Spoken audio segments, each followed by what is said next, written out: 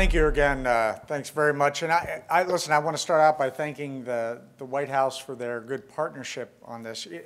As you'll see tomorrow, my building's right here in the neighborhood. My office looks over here. And you could say, well, it's easy to get jaded, easy to get used to it. I'm never jaded about this. This is an amazing, the White House and this whole area around here is an amazing historic place. There are amazing important things that have been done here for and about this country for a long time. And you should certainly take a moment, take a deep breath, and maybe feel a little awed about what's happened here in the ground beneath your feet over the years. You know, business leaders have been coming here, and political leaders have been coming here to talk about the challenges of the day for a really long time. Imagine if you were an entrepreneur or business leader coming here, right where you're sitting, in 1865 or 1929 or 1936 or 1969, pick any challenging era.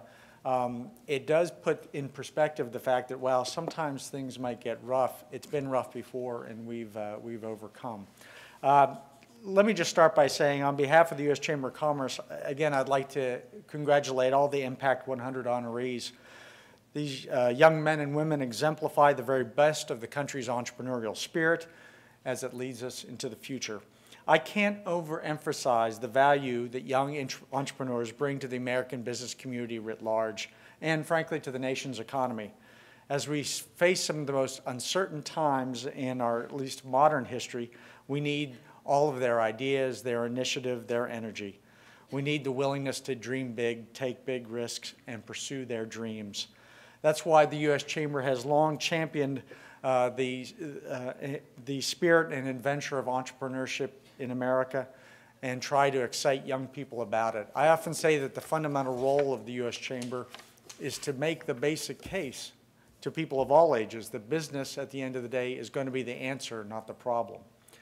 We're an active partner with organizations like Impact, Junior Achievement, Students in Free Enterprise, and the Young Entrepreneurs Academy. Through outreach and education, we're helping to prepare the next generation of entrepreneurs. I believe it's important to foster entrepreneurship in our students as it is to encourage them to pursue careers in STEM, for example. That's because entrepreneurs represent a vital link in our economic system. Inventors can invent, innovators can innovate, and builders can build, but until an entrepreneur creates demand for a new product or service, effectively delivers that to customers and communicates its value, there's little benefit to the economy. That's why it's essential for everyone here in Washington and frankly around the country to understand how important it is to foster new entrepreneurs, let them unleash the raw power of free enterprise. The end result will, as it has been in the past, be an explosion in jobs and growth. And that's precisely and obviously what we need right now. Small businesses create 2/3 of net new jobs. And over a 25-year period ending in 2005, startup firms less than 5 years old accounted for all net job growth in the United States. I often say the businesses do the very best thing that anyone can do for a stranger, and that's they hire them. Hiring somebody is amongst the most powerful things that anyone can do. So in addition to encouraging young entrepreneurs, we must also create a business climate that will allow them to succeed.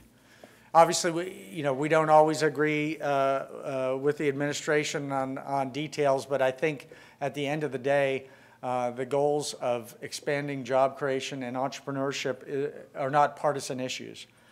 They're built into the foundation, the very fabric of this country. It's critical to our becoming a prosperous nation, and it's critical to everything about our future. Once again, I'd like to thank the White House for holding this event and recognizing the work of these tremendous entrepreneurs. This is a key area where we again can be partners with them and help to achieve growth for the United States economy. Tomorrow, the Future of Entrepreneurship Education Summit will resume at my building, the U.S. Chamber of Commerce, right across the street. We'll be hearing from leading entrepreneurs in business, and it promised to be a fascinating and invigorating day. Thank you again very much. Thank you for what you do. Thank you for being here.